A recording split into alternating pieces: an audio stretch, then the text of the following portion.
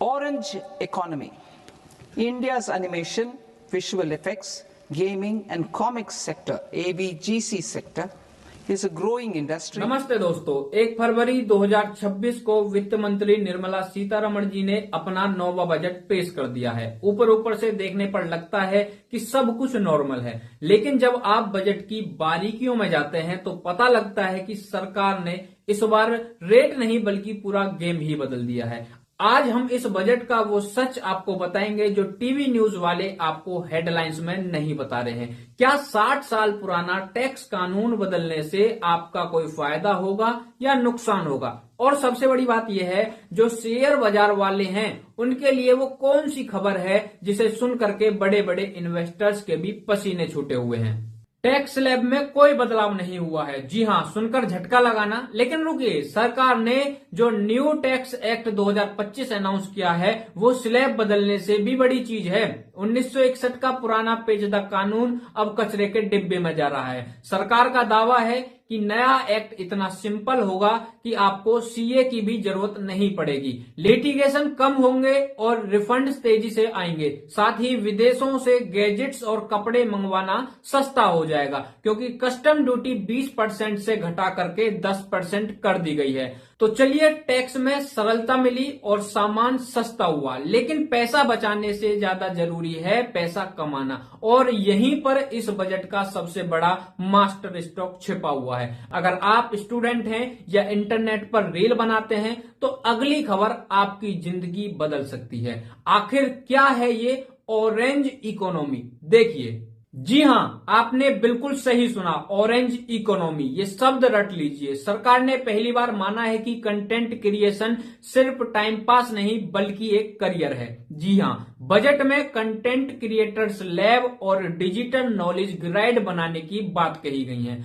यानी अब सरकारी कॉलेजों में आपको प्रोफेशनल लेवल पर वीडियो मेकिंग सिखाई जाएगी और डिजिटल आर्ट सिखाई जाएगी। सरकार चाहती है कि भारत के क्रिएटर्स पूरी दुनिया में छा जाएं, यानी आपकी क्रिएटिविटी अब आपकी करेंसी बनेगी। युवाओं को तो खुश कर दिया, लेकिन भारत का दिल तो गांवों में धड़कता है। क्या सरकार ने किसानों को फिर से पुराने वादों पर टाल दिया है? नहीं, क्योंकि खेती में एक ऐसी फ्यूचरिस्टिक टेक्नोलॉजी आने वाली है जो आपने साइंस फिक्शन फिल्मों में ही देखी होगी। क्या अब किसान एआई का इस्तेमाल करेंगे? एआई यानी आर्टिफिशियल इंटेलिजेंस।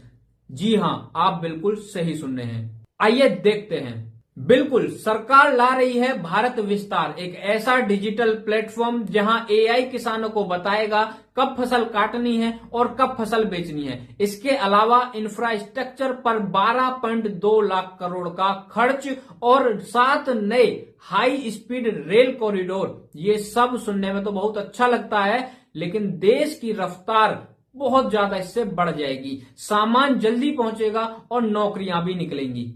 लेकिन दोस्तों, सिक्के का दूसरा पहलू भी होता है। जहां देश में इतनी तरक्की की बात हो रही है, वहीं शेयर बाजार यानी कि स्टॉक मार्केट में मातम क्यों छाया हुआ है? बजट में एक ऐसा छोटा सा अनाउंसमेंट हुआ है जिसने ट्रेडर्स की नींद उड़ा दी है। अगर आप शेयर मार्केट में 1 रुपया भी लगाते हैं तो अगले 2 मिनट आप ध्यान से सुनिएगा, वरना आपका भारी नुकसान हो सकता है। अगर आप फ्यूचर एंड ऑप्शन में ट्रेडिंग करते हैं तो आप ये खबर गौर से सुन लीजिए, क्योंकि ये खबर आपके लिए रेड अलर्ट हो सकती है। सरकार ने एसटीटी यानी कि सिक्योरिटीज ट्रांजैक्शन टैक्स बढ़ा दिया है। जी हां, आप बिल्कुल सही सुन रहे हो। सरकार का साफ कहना है कि रिटेल इन्वेस्टर्स एफ&ओ यानी कि फ्यूचर एंड ऑप्शंस ट्रेडिंग में पैसा बर्बाद कर रहे हैं, इसलिए इसे सरकार ने जानबूझ करके महंगा किया है। इसका मतलब साफ है, छोटा मुनाफा कमाने वालों की जेब अब टैक्स भरने में ही खाली हो जाएगी। तो आप बड़ा सोच समझकर पैसा लगाना।